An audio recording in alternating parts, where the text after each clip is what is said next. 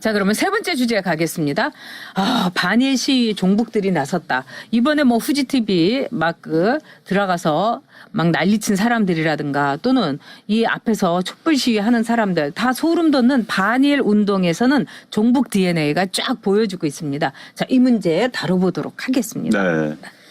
뭐 저희들이 심각해요. 지난 이제 금요일도 이야기를 했었습니다만은 뭐 전국 진보 대학생이나 네. 뭐 학생들이 이제 네. 후지 TV도 대진년. 참여하고 네. 했었죠. 뭐 그런데 이제 현재 어찌됐든 종북 세력들이 친일 그러니까 반일 운동의 선두에 서고 있습니다. 그들의 의도는 이제 자꾸 이야기하지만은 한미일 군사동맹의 약한 고리인 한국과 일본과의 관계를 깨겠다. 이제 가장 큰 거고요.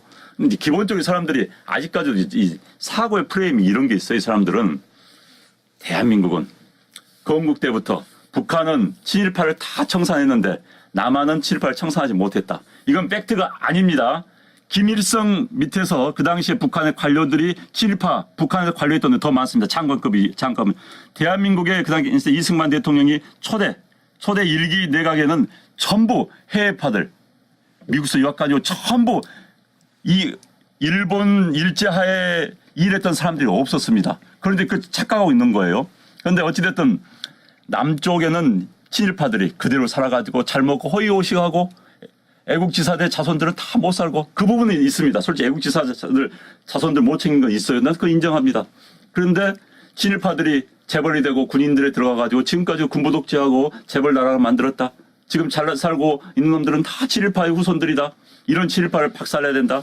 그런데 북한은 친일파들을 다 초창기에 제거해버렸다. 그러므로 정통성은 북한화돼 있다. 그럼 우리는 주사파를 김정은을 박수 쳐야 된다. 이 논리를 가지고 있는 사람들이에요. 기본적인 그 논리가 있습니다. 그렇기 때문에 남한에서 이 기회에 친일을 확실하게 몰아내겠다는 정말 70년 전에 아주 묻고 묵은 과거 사고방식을 가진 위정척사파적인 그런 사고방식 인간들이 있습니다. 그들이 종북이자 그들 지금 반일운동을 하고 있습니다. 저는 사실 뭐 자기가 북한, 일본에 대해서 그래 일본 내 아베 마음에 안 들어 나 불매운동 할 거야? 저는 아무렇지 말을 하지 않습니다. 그럼 본인 선택이니까요. 또 아니야 난 일본은 상관이 없어 나 살 거야. 본인 선택입니다. 그런데 현재 재미있는 것은 이들 종북 세력들이 선두에 서가지고 하기 때문에 그들의 의도가 엿보이는 것이죠 지금. 자, 반일은 종북이다. 그러면 친일은 뭡니까? 그리고 우리나라가 지금 일본하고요. 사이좋게 지내야지 대한민국이 얻는 것이 많습니다. 그리고 지금부터 뭐 이 부품을 국산화한다고요?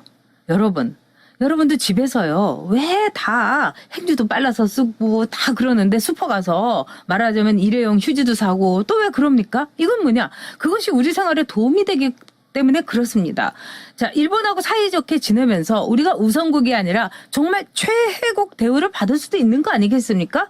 그래서 우리는 싸게 부품을 받고 그걸로 반도체를 조립을 해가지고 세계에 정말 메모리 반도체에서 1등이 되고 이게 굉장히 어떻게 보면은 합리적이고 또 어떤 점에서 보면은 최고의 우리의 정말 신의 한 수인 겁니다. 이제까지 우리 그렇게 해갖고 일본이 저 끝에서 오지도 못하게 반도체에서의 1등 국가가 된 거예요.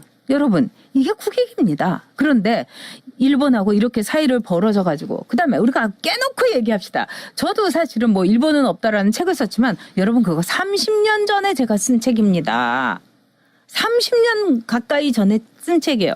그동안에 얼마나 많은 것이 변했습니까? 우리가 일본과 대등하게 이제는 어깨를 겨룰 수가 있게 됐고요. 또 일본의 소니 TV, 미국에요. 5성급 호텔에서 다 몰아냈습니다. 5성급 호텔에 LG, 삼성이 있는 거예요. 그만큼 우리가 컸는데 지금 일본에 대한 열등감을 갖고 문제인식으로 이렇게 우리가 한풀이를 해야 될 겁니까? 이럴 때 아니에요. 지금 우리는 이 동북아에서 볼 때 우리가 중국하고 유사점이 있습니까? 북한하고 유사점이 있습니까? 러시아하고 유사점이 있습니까? 일본하고 제일 닮았어요. 왜? 자유민주주의와 시장경제 여기에 가장 유사한 나라가 일본입니다. 그러면 사이좋게 지내야 돼요. 물론 과거사 문제 과거는 지금 흐르고 있는 현재 속에서 우리가 녹아들어 있습니다. 저 그거 부인 안 해요. 저니까 여러분에게 말씀드릴 수 있는 겁니다.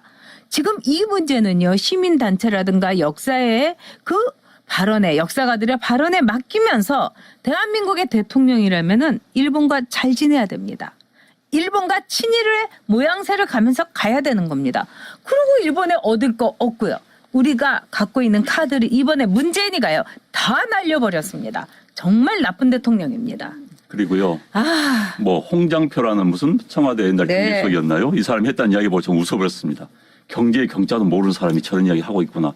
아니 우리 재벌 그룹들이 우리 국산을 사지 않고 일본제를 샀기 때문에 지금 이렇게 당한다고. 지금 전 세계는요 분업화 시대예요.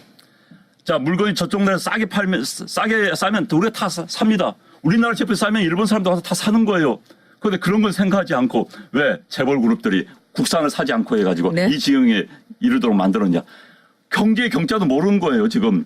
아니 한국에 우리 중소기업이 하더라도 자기가 또 물건을 만들 때 싸면 일본 거 사는 겁니다. 미국 거 사는 겁니다. 이 개방 경제 하에서는 그럴 수밖에 없는 거예요. 그런데 그걸 안 샀다고 재벌들 탓하는 그런 무식한 그런 경제 과거 수석이었죠. 경제 무슨 고위직에 있었는데 그런 사람이 대한민국을 또 경제를 운영한다? 정말 살다 살다 그렇게 무식한 사람들 처음 봤습니다. 정말 경제 경자도 모르는 사람들이 그렇게 이야기를 해요. 아유.